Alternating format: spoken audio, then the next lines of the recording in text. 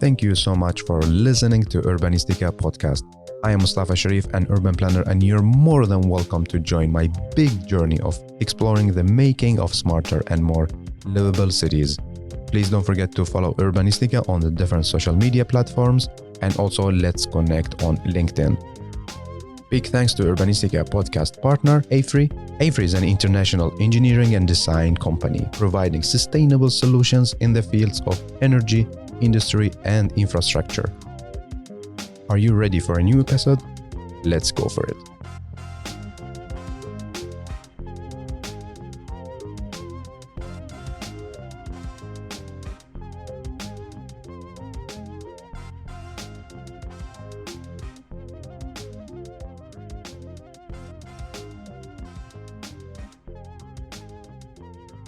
Today we have a new story from H22 from Helsingborg city.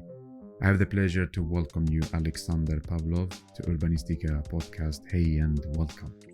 Thank you, Mustafa. It's an honor to be in your podcast. I've been following it since ever you started with the podcast, and you have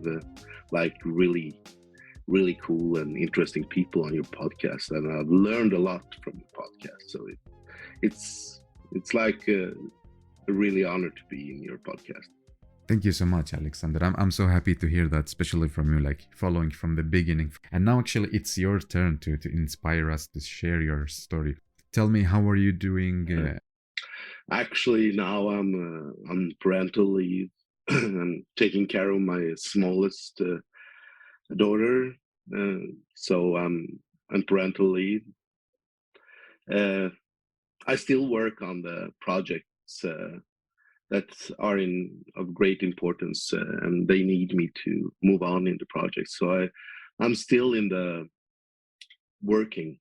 I'm available in the projects to my clients and helping them with questions and so on. So I feel good. It's nice to be home. It's nice to have a little, how do you say, less stress. It's stressful being with the children, but it's less stressful. You put your mind into the children, to your children instead of the work all the time, and it's really cool. I really like it. Yeah, I hope everything will be fine and things will get better. And I understand, like, even if like my friends, my sister say like it's a bit stressful with children, but at the same time it's a good moment to relax from work and all the other pressure that you face in life. Yeah, of course. The best thing I've done in my life are my children, and I enjoy it. I love my work, but this is totally different, if you understand. So it's your biggest project. yeah, and it's never stops, and it's always stressful, and yeah. So Alex, you are our storyteller for this episode. I would love to know more about you. So please tell us about yourself. Alexander Pavlov. I'm 46 years old. I work as a project manager in technical security at the electric department in Malmö. And I am Swedish with Macedonian roots.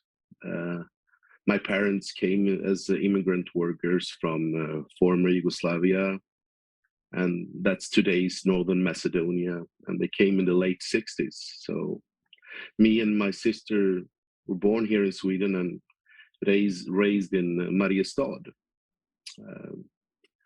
I moved down to Skåne for studies in the mid-90s and moved to Helsingborg later on, playing floorball on a high level, in the high level division. So that's why I ended up in Helsingborg. And later on, my parents and sister, they moved to Helsingborg as well. And so it's my hometown. It feels like my hometown. Yeah. Tell me, what did you study? I studied in high school. I went to study electrical automation, and later on, I thought I needed to improve my grades and so on. So I went down to a school in Hässleholm, HTS, Hässleholm's Technical School, if you will say that. And they had this program called Diplom Engineer. And it was like 2-3 years of extra getting into being a high school engineer, or how you say, something in between. How do you say, not a civil engineer or electrical engineer, but below that, I would say, when it looks to universities. And after that, I went 2 years of study. I worked before that, and I then as a security technician, and I liked it. So I went on study to become a security consultant in informational security, which was an interest at that time for me. I have certifications of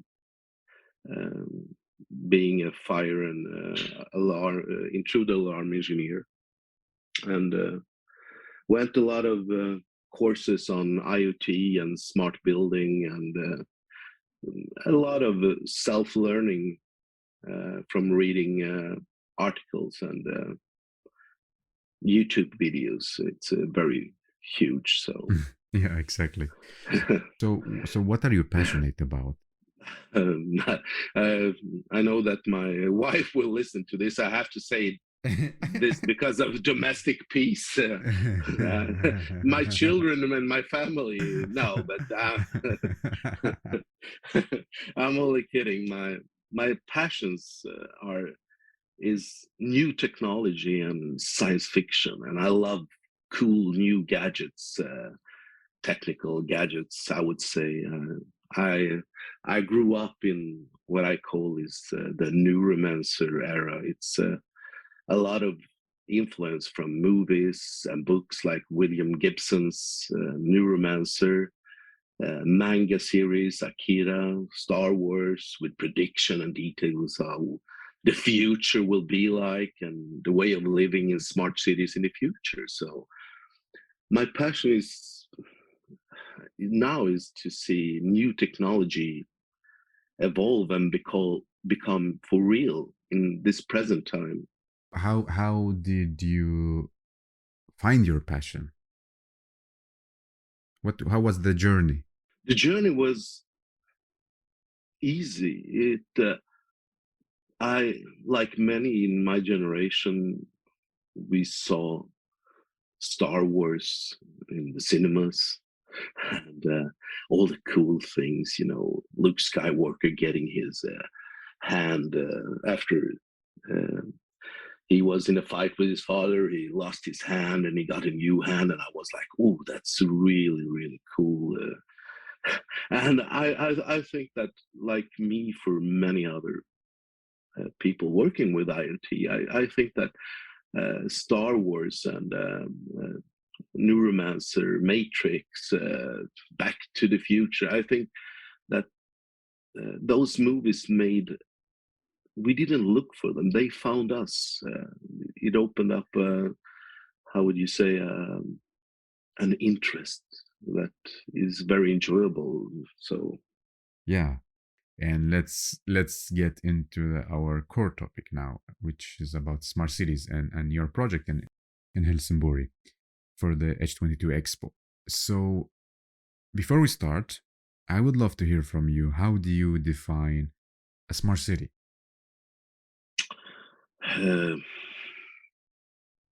That's a very broad question. It's very big, but to explain to the listeners, I would recommend them to listen to your previous podcast with Andrew Carwin, who is my God of smart cities, god of the smart city. And it was really cool listening to his pod, but listen to that, and I agree totally what he says. But in short, it's for me, it's technologically modern urban area that uses different types of electronic methods and sensors to collect specific data. Information that is of this gain data is used to manage assets, resources, services, and so on. And we use this data to affect to make more effective, sustainable society. And that's the short version. But my interest of smart city has always been like the security in the smart city is really interesting. That's why I work as a security consultant. It's really cool to put in the security in smart city. So, but Alex, when you say security, like, is it it's not the safety, right? Or is it the same? well, with security, the feeling of safety appears, and I would say like they go hand in hand. And if you have security, you have some kind of safety and a nice feeling in a safe city, a nice feeling of safety with new technology of safety equipments. So that is my Yeah. So for you, a smart city is like a city, but with this digital layer of information. yeah. It's a digital. It was very good. It's a digital layer, non-visible layer that is there. You know, as a citizen, that you have it, and you feel safe and a little more secure in your city. I know that H22, like the Helsingborg city authorities, they call you for the projects in Kungstorget. Tell us about the background, like when they reached out to you and like what they asked for. Well, it's a it's a long story, but I'll try to make it as short as possible. But give us the details, because we Yeah. want to know the details. Okay. The details is there was this colleague of mine, Åsa Guldstrand, who was a former AFRY employee. She came to me one day, Alex, I'm in this project, Kungstorget, the King Square in Helsingborg, and you know CCTV cameras, yes? And I went like, yeah, what can I help you with? And she let me read the project, and it was very vague. It was like very simple, and I told her, yeah, I can help you. It's easy. This is. What was it written on the? It was written like the King Square is next to the Helsingborg Central Station, and we need help with putting in CCTV cameras for this area. For this square, and then that was it. And I went like, it's easy. It's a day like or two. Classic project. Yeah, it's in and out. but after I went on this start meeting, I didn't know how small and big it was. So I went to this start meeting with that Nord consult Erik Widmark was holding, and we were a lot of engineers there from all different consultant companies, and the Helsingborg municipality was there, and I met Claes Östholm, who was the project manager. He had the project, and I met Mats Hadmyr. I know you had him on your podcast. Martin, Martin. Hadmyr was the landscape architect. Yeah. You're right. Yeah. And a lot of other engineers, and they were talking about this Kungstorget, showed pictures, and I said, "Oh, that looks really nice. This is well done." And they started to talk about the construction and so on. So I just sat there and listened. I was like not very prepared, to be honest. I didn't I didn't know what it was awaiting me. And after a while, I listened to what Martin said and Klaus said, what they wanted, and there was this expression that I think Martin said it. He said, like, the Helsingborg Central Station. Um, when you come out there, this is the first thing you see when you come out from the central station, from the train or the ferry or the bus. And if you go through the main entrance, this is the first thing you see. And let's make this first impression last. And I went like, wow, it's like that. Because when you come out from a building, from a bus or a train, and you come out, and the first thing you meet, that's how we expect the town to be like. I know the first impression is very important,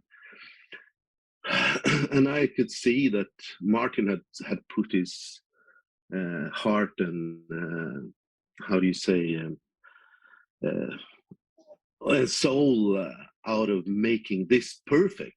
And he was, you met him, and his visions and so on is he wants it perfect. And I know, okay, I'm in trouble now. So, but but he wanted technology. I could see he wanted technology, but he didn't want it visible.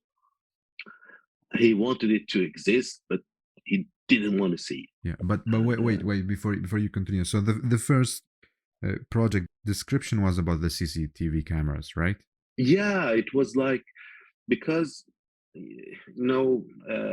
around central stations, and when you are in a central station, they have a lot of security with it doesn't matter if it's a central station. It could be an underground, or so there's always a lot of CCTV cameras and security around these building and meeting points. So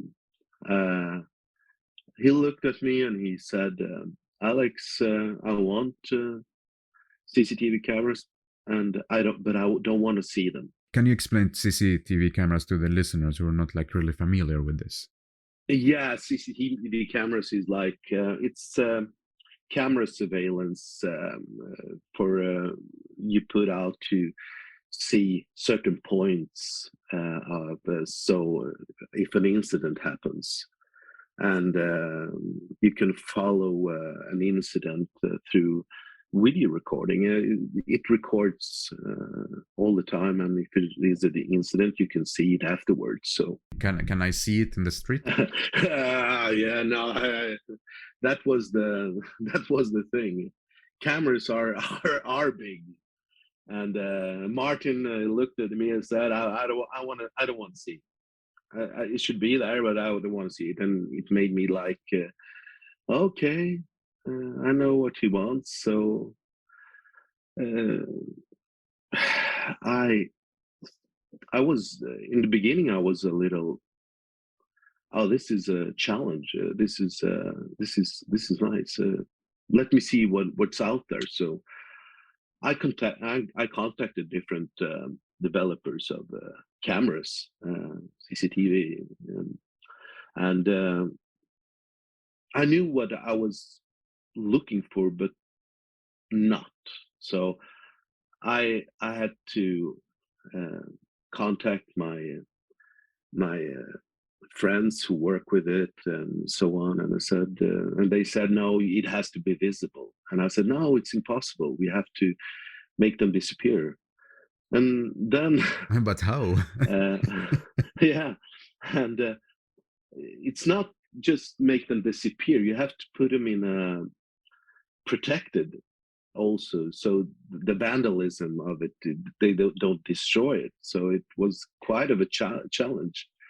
But I remember when I was working as a technician, there was these Axis cameras from Axis Communication that they put. It was like small tubes, like 10 centimeters tall and 2 centimeters wide, and they put them next to the ATMs to surveil if. And I said, well, that I can hide, but where? And then I looked around and I saw all these poles, lightning poles. There were two types of lightning poles. We had tall ones that are maybe 15 meters high, and then we have the smaller ones that are 3 meters, 4 meters high. And I went like, okay, let's take a look at the poles. And I said, it would be really cool to have these cameras inside these poles. And so I started doing some blueprints.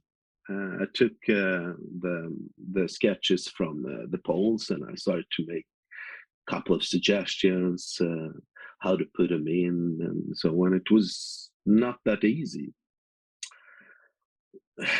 because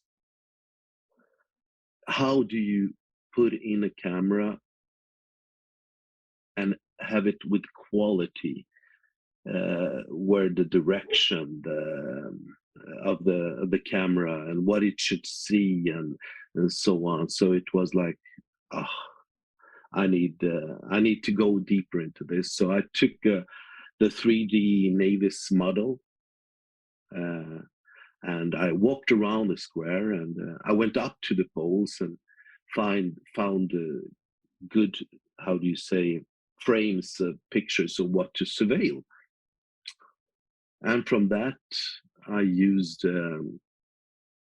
I contacted Muramast, who were the manufacturer of the poles, and I told them I need help, and they said like, with what? I need to design a thing in the pole, and they gave me this number to Mikael Graf at Muramast, and I had a meeting and I showed him my blueprints. I said, I want to do this, and and he went like, okay, why? I said, because I haven't seen it anywhere. I would like to make this new thing for the design of a new version of a smart pole. And he said, well, that sounds much funnier what I do every day, so let's do it.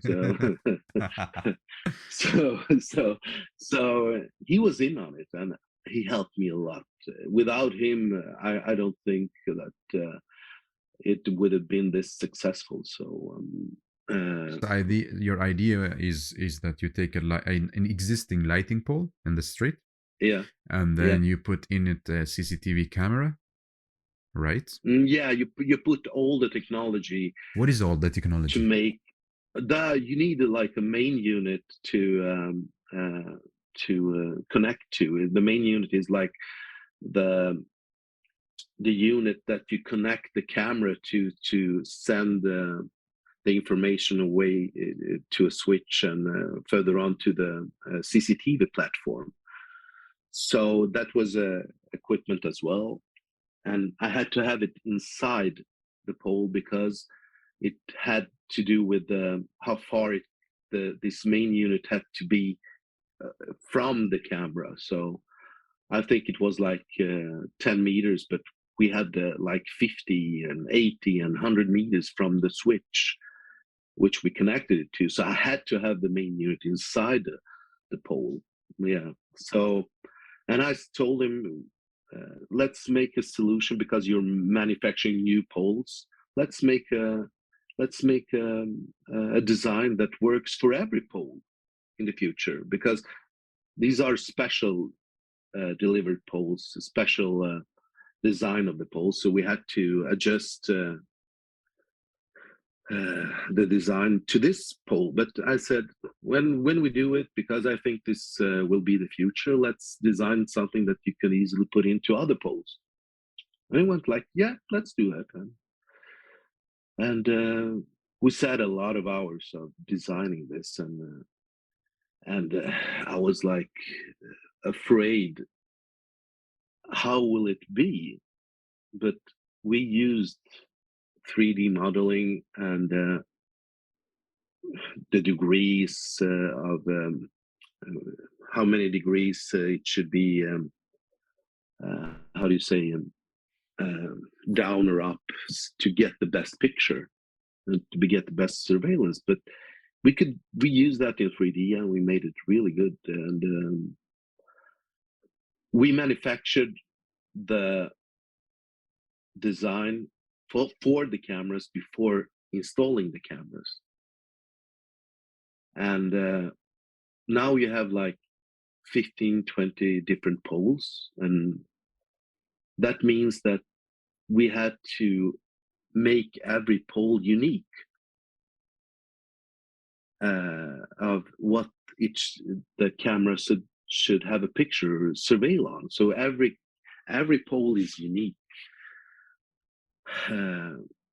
So we made article numbers, but we still saw a lot of problems with it, and that was, how do we put the pole in the right position to get the right picture? And so we had to find a reference point, and we used the main hatch where the electricity comes into, and if you place the hatch in the right direction, we automatically will get the fixture of where the cameras are pointing at. So it was I say a unique solution, I would say. I haven't seen it anywhere.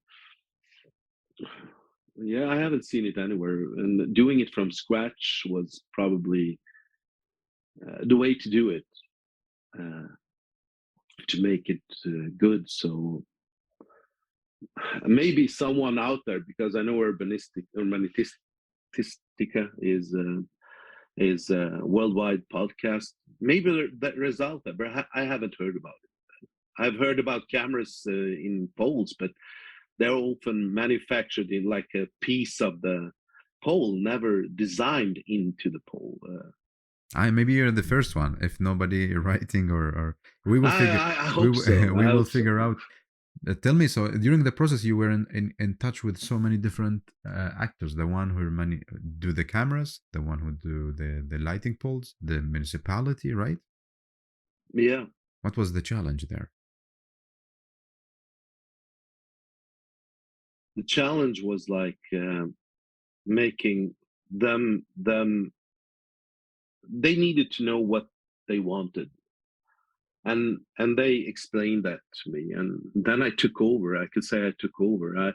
I did the design from the blueprints. I made it good, and then I had the presentation for the municipality, for all Helsingborg city, and they loved it. I remember I was so proud of making a little cap above the camera, so that the rain doesn't rain on the camera. It was like this small little cap, like I think it was like 5 millimeters in the pole, and I showed it to Martin Hardmead, and what do you think? Should we have this cap? And I was like real proud, and he said no. Play it. I was like, okay, you don't mess with this guy. Let's, yeah. So I did that. I did it exactly the way he wanted, and it's important for all consultants out there is to really listen to the guy who has the wider vision of how a project should look like, and work with him and give him inputs and so on. So I would say when it came to the lighting, we had and the others here.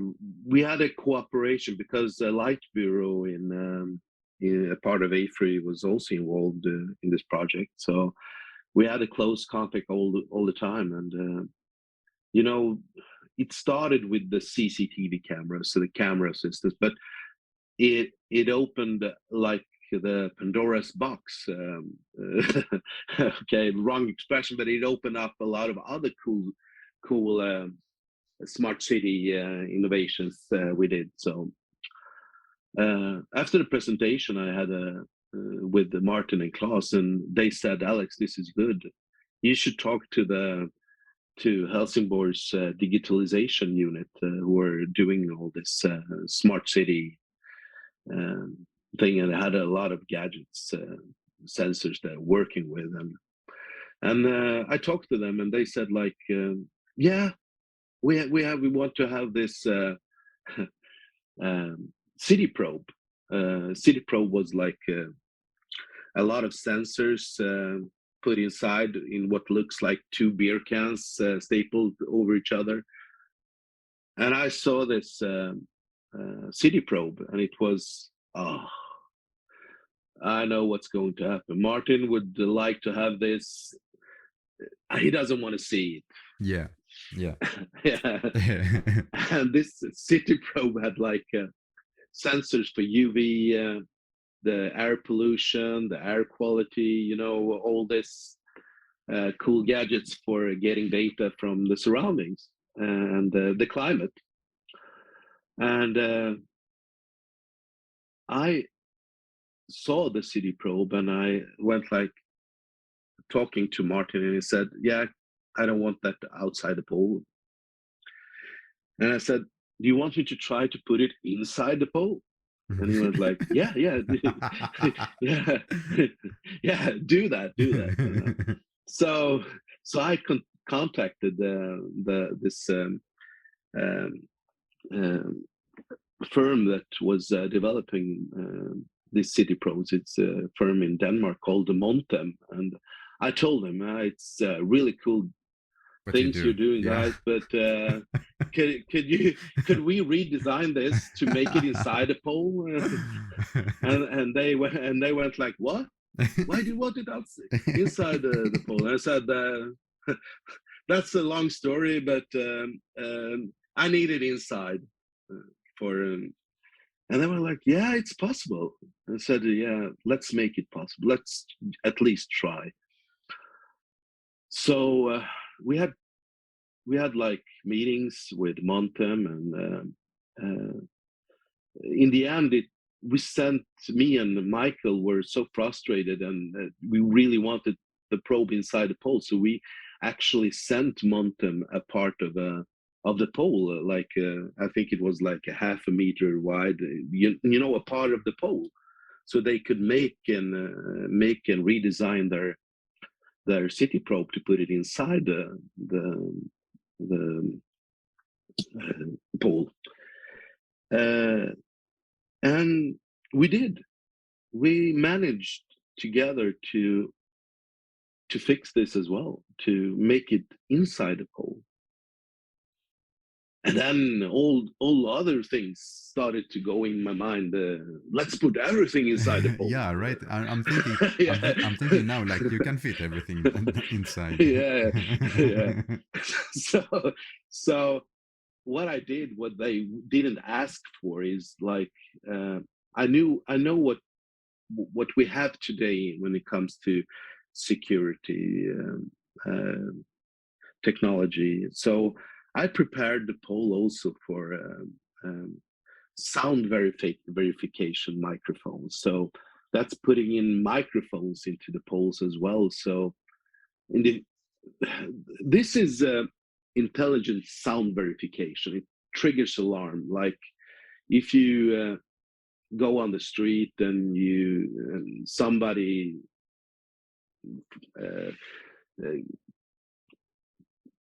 screams rape in Italian or in English, or so, then these microphones are connected to a platform that could hear what this frustrated person is screaming, and it could trigger an alarm. And we have gunshots. It can listen on the surroundings, and if it hears if the microphone gets like hears like a gunshot, it triggers an alarm, and the cameras are automatically switched on, and we get like how do you say, an alarm to the guards or to the police, or wow, this is so cool. and so on. Yeah, it's cool because it's important before it's cool. It's important, and but it's also a little too early for talking about it because of because we have, it's sensitive here in Sweden. I know that in many other countries they have it on different places, but it's sensitive here because of the your private integrity. We are very, very in Sweden. We are especially very, how do you say? We see to it that the person's integrity doesn't get affected, and this is one of the things. Cameras and the surrounding is a very thing of the security. So we're not there yet, but we will be soon. We will be soon, I would say. How did you manage now with the camera and all of this, like through the rules, like in Sweden, the law? I know it's very, how to say, it's not easy. It's very hard. We actually had like 2 or 3 meetings. It's important. I cannot do do this project if I'm not sure we follow the laws. And we contacted. I contacted directly to IMY. That's the Swedish. One second. It's the Swedish integrity protection, and I contacted them directly and said, have I got this right? Can I do this? Can I do that? And we talked to people in the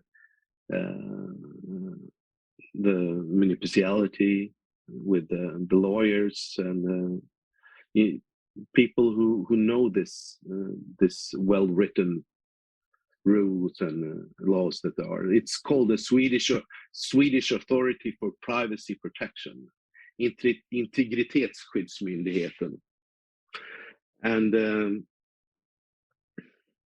we get it. We knew that if we follow the rules, and then we can do all this. But we, as I said, we only prepared for a future city, for future security with these microphones and so on. We just prepared for it. So it's nothing that will be connected during the H22 or so. Not now, but you just like created the infrastructure. Yeah, and that was with the microphone. It went like, oh, let's put in. we have this harbor basin next to the square. Yeah, let's check the water levels. Yeah.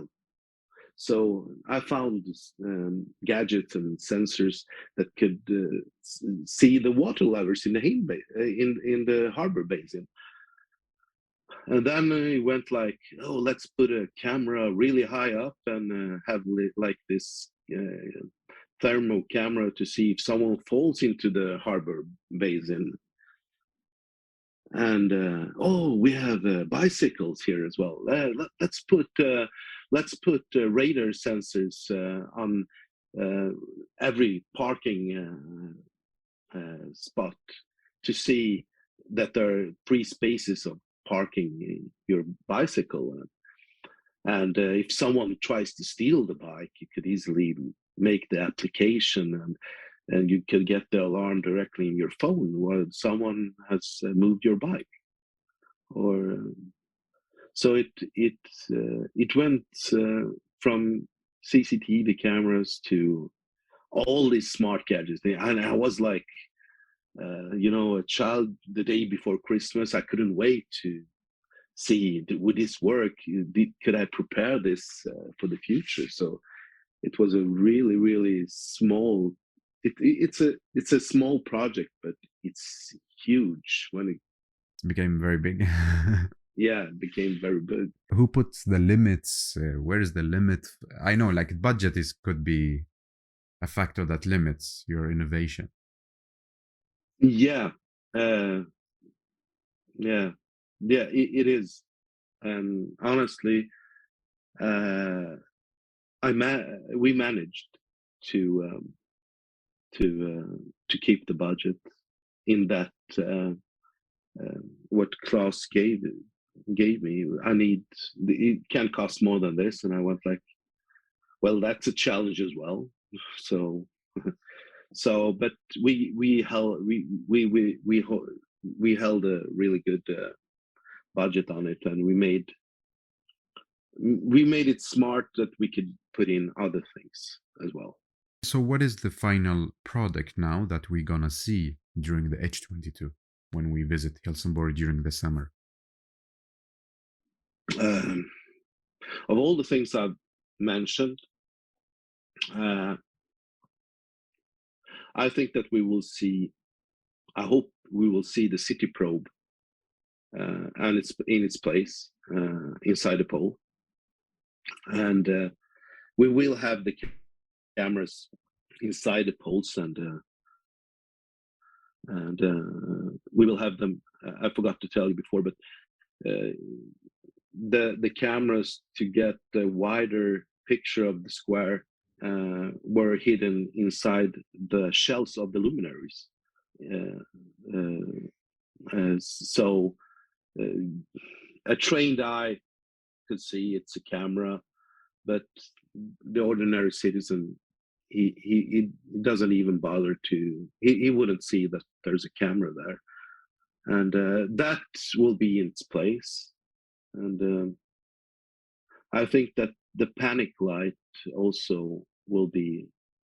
The panic light was like we discussed on, because Helsingborg is a football city as well, and everybody comes to see the games in Helsingborg. They arrive mostly from Helsingborg Sea, and a lot of disturbance and things happen in Helsingborg Central Station and outside the Central Station. And if something happens during, like a small riot or then we wanted the lightning to in the evenings to not the panic light. I would say it's more that people around the square, you can light up the square so that people will see something has happened here.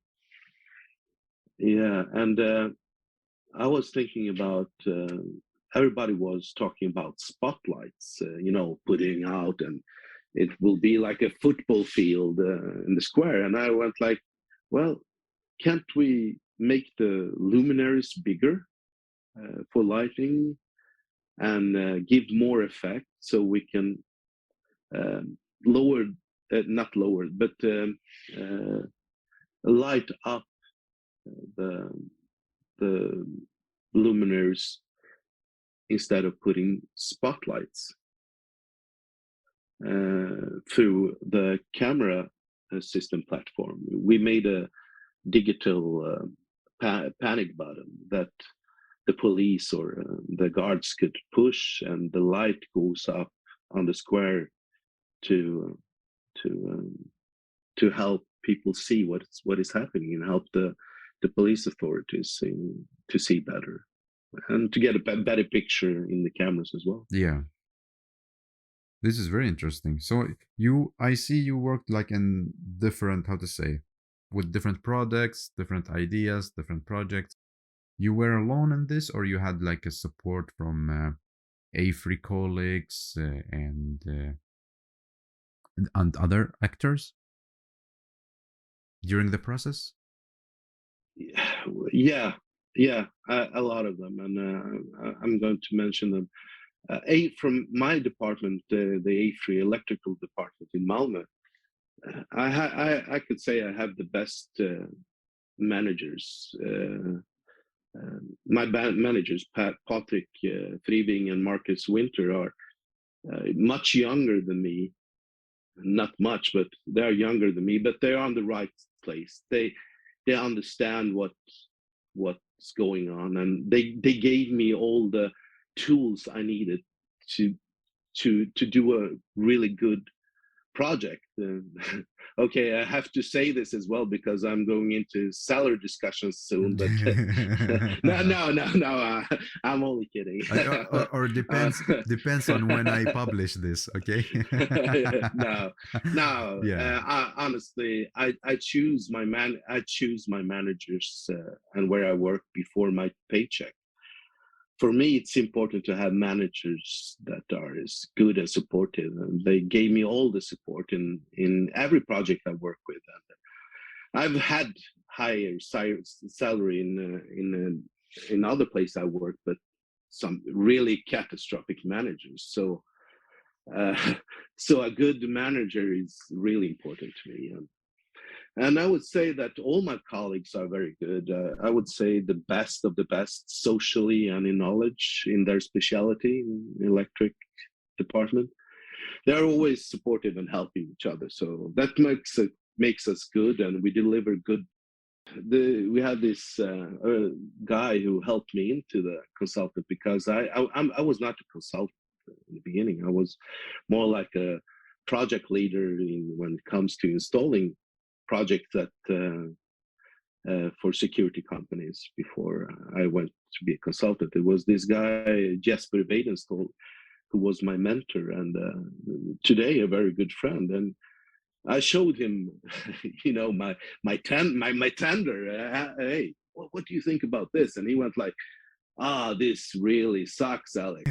No, he didn't say, no, he didn't say that. He said, you have some loose ends, and he helped me to make the tender much better. And I would say it was a team effort in my department, and Light Bureau, Åsa and Esther Horosi from the Light Bureau.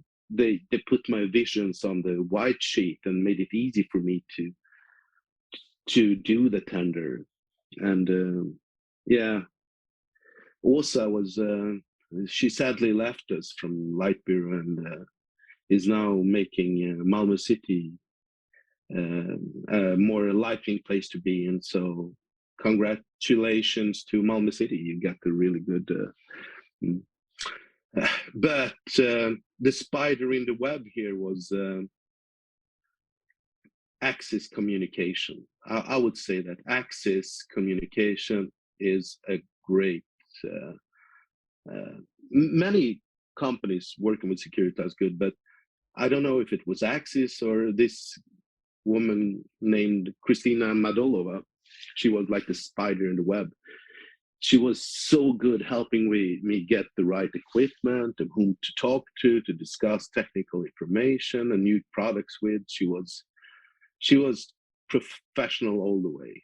She was the first person outside of AFRY and Helsingborg municipality to see the project, my blueprints. And she was like, this is cool. I want to do this. Let's make this. And I went like, wow. And they were really, Axis were really, really supportive, helping me get the products. And I'm not talking about the cameras and so I'm talking about helping me with the different kind of sensors and platforms. And Axis are developers of security, and they are making the technology for future security in smart city. So they know what they're doing. They supported my vision and helped me all the way. That makes the project more safe and guaranteed to be a success in the end. Having them holding you back is like, wow. So then we had like the company that was going to install all these cameras and so on. It was Prenod in Helsingborg. Peter Björklund was his name. I showed him the project and he went like, yeah, this is really cool. Oh, I've never seen anything like it.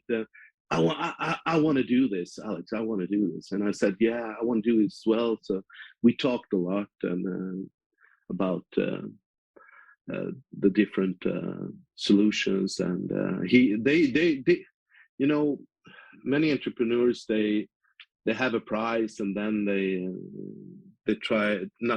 want to get paid for more or less doing small things. I didn't feel that at all in this project. Talking with Prenod, they were like, we really wanted to do this. This is cool. And I think he gave a lot of his free time to me, helping me, because that they were very supportive as well. But the most important people here are Claes Östholm, the project manager of Kungstorget. He was great, and Martin and Hagmyr and André Jättemyr, who works there, were very professional. Everyone in Helsingborg is like really professional. I heard this podcast a while ago you had with Soraya Axelsson, and and she said,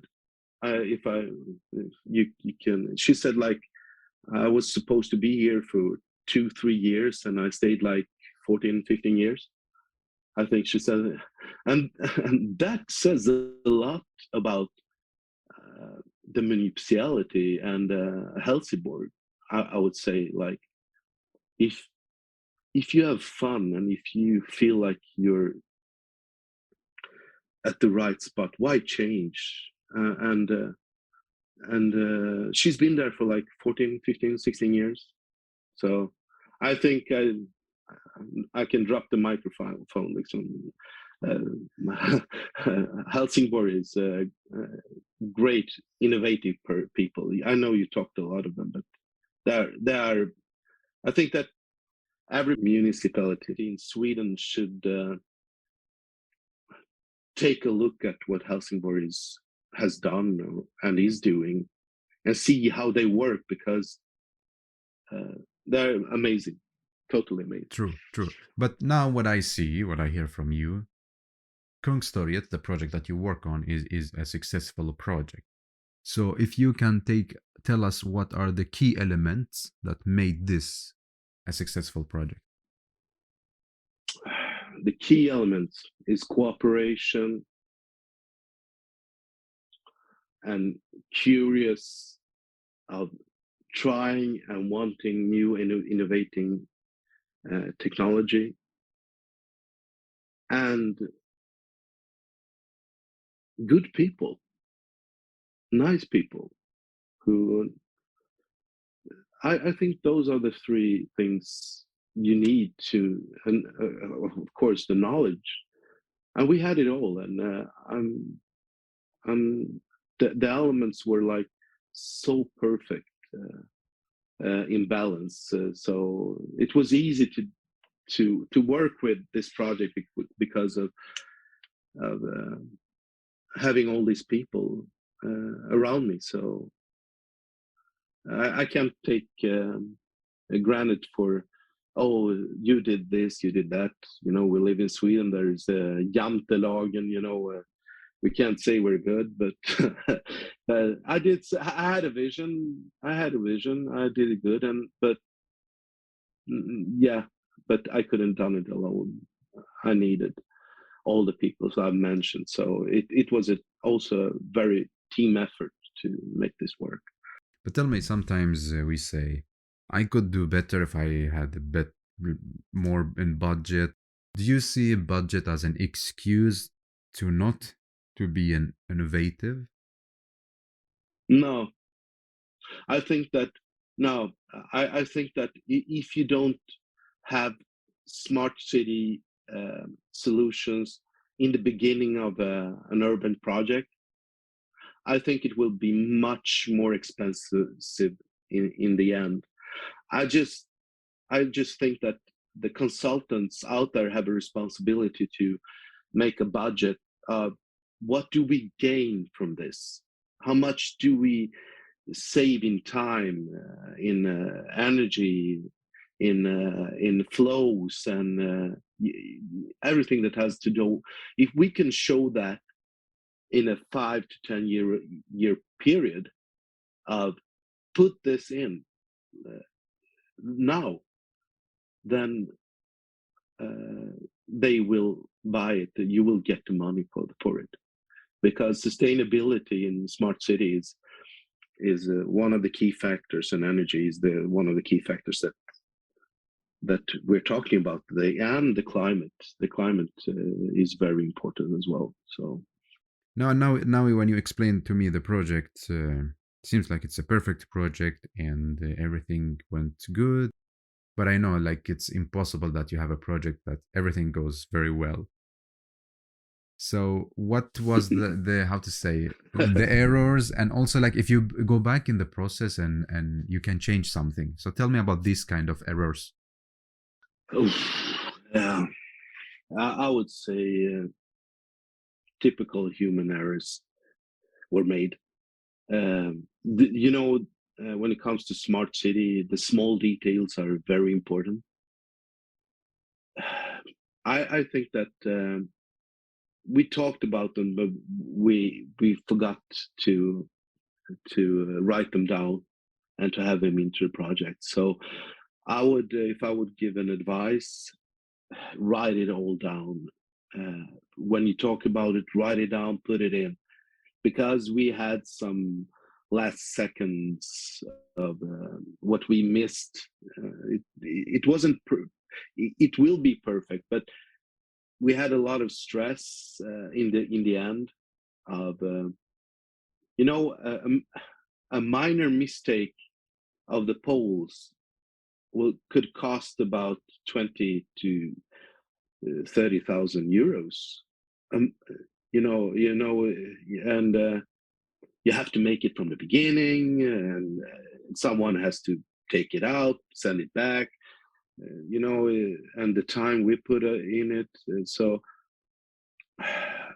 I double checked everything, but I should have triple checked it.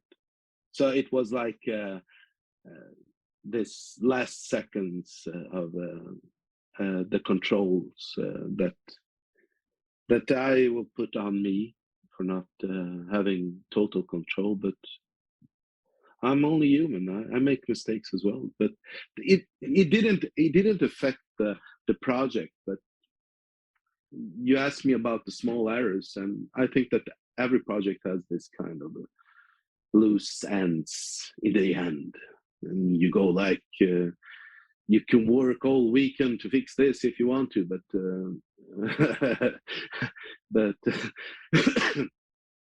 for me it still is. It hurts in my stomach because I'm still working on this project right now, and I have a lot of controls of the poles and everything around it. I have a close dialogue with Klaus all the time, and the constructors, IKEA on the site. So it's my control. I have a control need to check it out before they put it on place, so it will be perfect. So how much security would you like to see in our future smart cities?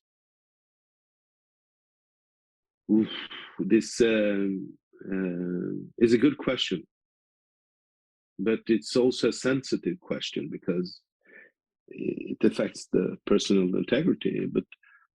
But I would say everywhere. I would like to see security everywhere, and try to have too much pictures. I mean, for having security, you don't have to have pictures and on things. You can put in smart sensors for what I said before, intelligent sound and so on. But we we need the efficiency in the future, because we are growing in population, the globalization, people are moving. The whole world is a country soon, in one way or another, because people move today. What they didn't do as much as they do today, and that's because of studies, wars, and work, and so on. So I think that we need security in schools, in hospital, in public places, in harsh neighborhood, in the city, and so on, to make people feel safe. I think that what media does today is looking for clicks, if I could say, in that way, and they're scaring the citizen. Everybody thinks that it's the worst time of the world to live in right now, because we read a lot in media, and there is always an opposite in everything. Remember, we had this vaxxers and anti-vaxxers, and I think that we will have that in when it comes to smart city as well. We want people no, I don't want. I want to feel free. And then he goes into his Facebook and he checks in a hotel and takes a picture of his meal, and it's a hypocrisy out there. I will try not to go in there, but we have an hypocrisy going on when it comes to personal integrity. We have like 100,000 moving mobile cameras in the city of Helsingborg. Everybody walks around with a camera, and if an incident happens, you have like 10 people with their cameras recording. But if we put a camera there before it happens, no, I don't like that. So no, it's my personal integrity is hurt, and my feelings are hurt, and How do we solve this? Because what I hear from you, it's very important with the technology. At the same time, people are not really open to this new technology. So how do we solve this issue? How do we make people happy or understand what's happening, or why do we need this kind of technology? I would say I have a quote that I always when people ask me about this kind of topics and so on, I always say, like, information wants to be free. And this is a phrase that I think there was this guy, Stuart Brand, in the late 60s. He founded a catalog called the Whole Earth Catalog, and it was like a catalog with new technology and new gadgets and so on. And Bill Gates once referred it as the internet before internet came to us. And Stewart argued that technology could be liberating rather than oppressing. So we should embrace the future with new things. It will happen, even if you don't want it to happen. I promise you, if we go back to the Stone Ages and the guy came with a wheel and there were like 10 people, what are you doing with that wheel? There's always an opposite, but we're moving forward, and we have to inform the citizens the citizens of, do you want this? Involve them in the future smart city. Talk to them. Make a democracy vote through the next election if we should do it or not. we are moving that direction, whether we want it or not. So trying to stop this wheel that has started, just the smart city has just started. We are in just the beginning, and it's going so fast now that I think that urban planners in the future, they should tell the technocrats. The technocrats are the technical specialists of a future city. They should tell them, this, I'm building this. Yeah, but let's talk again in about 2 years when this project is about to get started and let's see what happens in the technology then. Because what we see today, when you finish a project today, the technology has already moved like 3-4 points. So I think that you should have it in the project, but take the newest technology into the project. So interesting topic and interesting answer. I think like it's a sensitive topic, but we have to talk about it to figure out this a solution to make people like understand the technology and why do we have it and what's the purpose and how can people contribute to the development of this technology. I read the newspaper this morning, and there was this thing, a guy going back in time. He had a sickness. He was a golf player, I think, and he had this sickness, and he went back to the jungle and took alternative medicine because it's 10,000 years old, and the new medicine is like only 100 years old in comparison to what we're talking about today. And so what they have done this last 100 years of medicine is more than done in 10,000 years. We have cures, we have antibiotics, we have vaccines, we have like all things. And the same thing is with technology and smart city. If you want to go back in time, yeah, you don't have it's your free, how would you say, it's your free will to live outside a city or inside. So I think that we should embrace what's coming, sensitive or not. Yeah, where will you be or when will you be in Helsingborg, and where if people wants to meet you during the H22? I'm on parental leave, so I have to ask my wife first. But no, but I will be. I haven't heard from Helsingborg. They want help on H22 yet. I sent them. I left them before I went on parental leave. Left them. This is what I've done. You can talk about it if you need my help.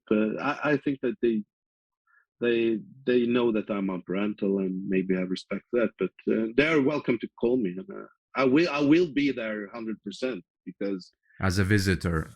Yeah, but I will have to show my wife or girlfriend. This is where my thoughts were when I wasn't talking to you. I did this. So you need to show the proof. Yeah, you need to show. Yeah, exactly. Otherwise, you're in big trouble, Alex. Yeah. We all are. We all men are in big trouble. So.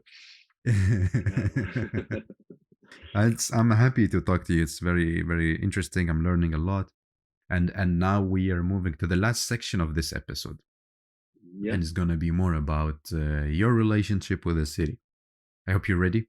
Yeah. So the first question is about what makes you sad in Helsingborg city. Yeah. It's all this the killing of the main squares, of losing people to big malls outside the city. Okay, it's nice to have big malls, but people, you know, we went down to the center to socialize, buying clothes and so on, and we get to meet people in the same way, not planning.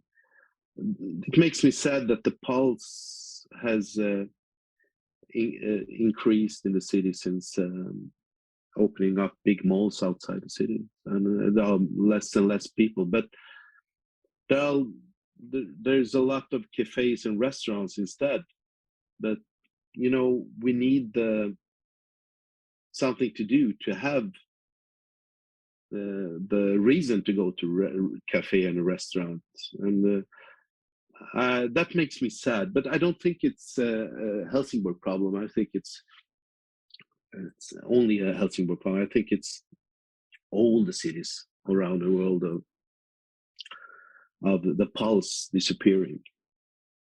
That makes me sad, because Helsingborg is one of the most beautiful cities in Sweden. I just had a conversation yesterday with a friend, and we were talking about which city is more beautiful than the other, and I told him, like, no, number one is Helsingborg, to be honest. Yeah, it's like the Rio of Europe. It's like a Rio de Janeiro of Europe. Yeah. I love it. Yeah. So what makes you happy in Helsingborg and proud of? I would say innovation and class in everything Helsingborg do. They do things with class. There is no room for bad taste. The people that work in Helsingborg municipality are very competent, and when it comes to innovation and urban planning, well, as we said before, we had Soraya talking, I'm going to be here 3 years, and I'm going, you know, she's been there for 16 years. And I think that that's a lot of people that work in Helsingborg. I think that not only the citizens of Helsingborg should be proud of Helsingborg, I think that Sweden should be proud of Helsingborg, and that we have these people and this city that's so beautiful. So The next question is, by the way, I totally agree about that Sweden or the entire Europe should be proud of like what's happening in Helsingborg, because they are taking cities to the next level, and this is what we need, like to develop our cities in a more yeah, sustainable way. So, talking about city, what should urban planners stop doing when they plan cities? yeah, you can plan it in the wintertime because you're digging up all the streets during the summer, making it hard for me to know. I'm only kidding, but I would think that you should think about logistic and transport in the future more. I think that less cars in the central public places is the future.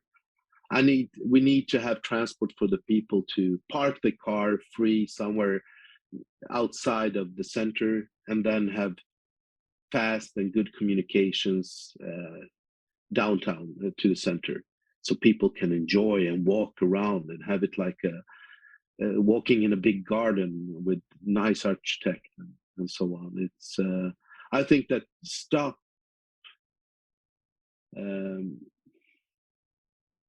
the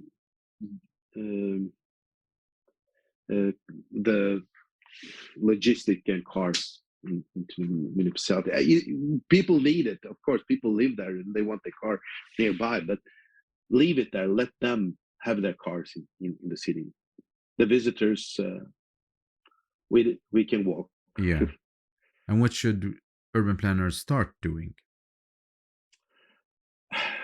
I think that what I said before, they should start to plan for smart transports from parking lots outside. I think that is a thing that you need to make parking places outside of the central, and smart parking places that easily can take you out to where you want to be in the city. That's what urban planners should start doing. So what skills should we as urban planners learn? I see urban planners as very skilled people, very very innovative and good. No, but it's like that. They don't need to learn like new technology for smart city.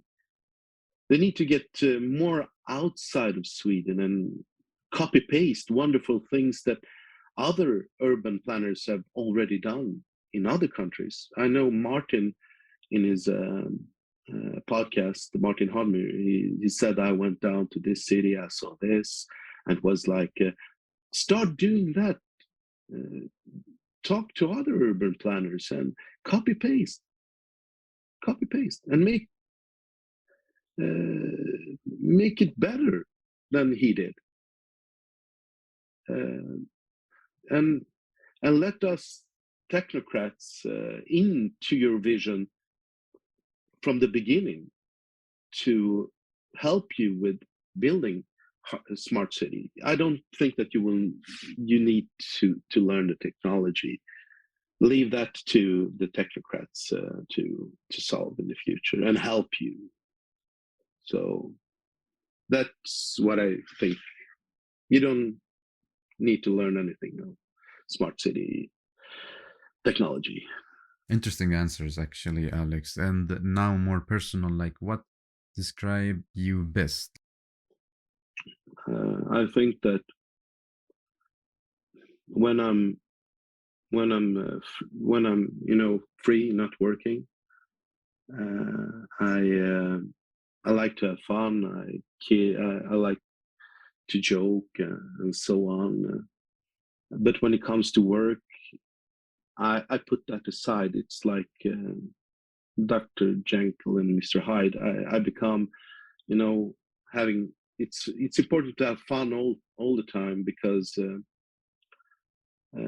comedy makes you do innovative things, and it loosens up relationship when you talk to other people. But I would say when I work, and when I'm free, I'm a different person. It's two different persons. So which one is the funnier one? The cooler one is the cooler one is when I'm at the office and we have a break like 15 minutes. Then I just put everything I work with aside, and I can go to my colleagues and no joke around and totally make them forget about work for like 15 minutes. That's me. I want them to feel that we need to get back to reality and finding ourselves during the days to have fun at work. But then you go back to your desk and you're an ordinary consultant, an engineer. You put on your headphones and listen to music and do your work. So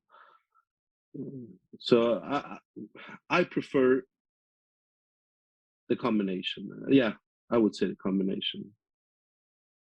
What are your hobbies? My hobbits at home, I would say. My hobbies are my hobbits at home. My children. I became a father not the older days, but later in life, and I put everything aside now just to spend and enjoy my children and my girlfriend and that. Yeah, I do some dynamic gun shooting and swimming as well, but I have less time for it because I work a lot, so I choose to spend my time with them. So they are my hobbies. It might sound strange, but they I got your point. Thank you. No, as I mentioned, I'm happy to talk to you because we were emailing, an interesting conversation, the email. So it's a good moment that we recorded this episode, and I'm really looking forward to go to Helsingborg and see what you made together with the others. So thank you for your time, for sharing the stories. Thank you.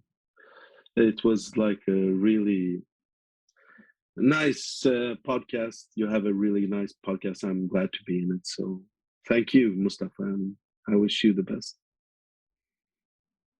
Thank you. And before we finish, as you know, we always finish with 2 questions. And the first one is about you giving us, the listeners, 3 takeaway messages. Well, 3 takeaway messages. I would say from this episode of everything we talked about, takeaway messages, it would be like, I think that citizens should be involved and being a part of the solution of security in smart city and smart city overall. I think that the municipality has the responsibility to involve them and inform them how to make a safe, secure place for them and their children. So that was the first. The second one, we should support and give the police authorities the tools in a smart city to make it safe for the citizens and the children, because they need the tools. It's different now. Everything goes much faster and so on. So they need the tools. I think that we should support giving the tools to the police authorities to help them. And the third thing is we should welcome and embrace the smart city instead of being negative to it. Technology you cannot stop nor prevent from happening. It's here to stay, and it will get bigger and better in the future. So welcome it, embrace it, and be a part of it, and instead of staying on it was better before and so on. Move along with it. It's like that. Great. And the last question is going to be you asking it to us. What is your question to me and to the listener? Yeah. Might offend some of you, but I'm going to do it anyway. But do you really, my question is to you, do you really have private integrity today with the technology and the smartphones and the apps you have in your hand all day? Everything you do and we do is on data in the matrix, if I can call it so. The data is what we eat, buy, shop, where we are on our vacations and so on. So the main question would be like, has it had any bigger consequences to you personally, except the spam mails and ads from cookies you get from the website and media? So does it really make a negative impact in your daily life today for you to be against smart city securities to evolve? So a long question, but it's easy. We all talk about integrity, but we give it away every day through I call it the chip. Everybody's talking about the chip inside the body, but we are holding the chip in our hands. We take it and we always go back home to get the phone if we forgot it, because Good question. Well, Alex, thank you so much, and see you in Helsingborg. Thank you, Mustafa, and thank you for today's podcast. And it was truly a pleasure.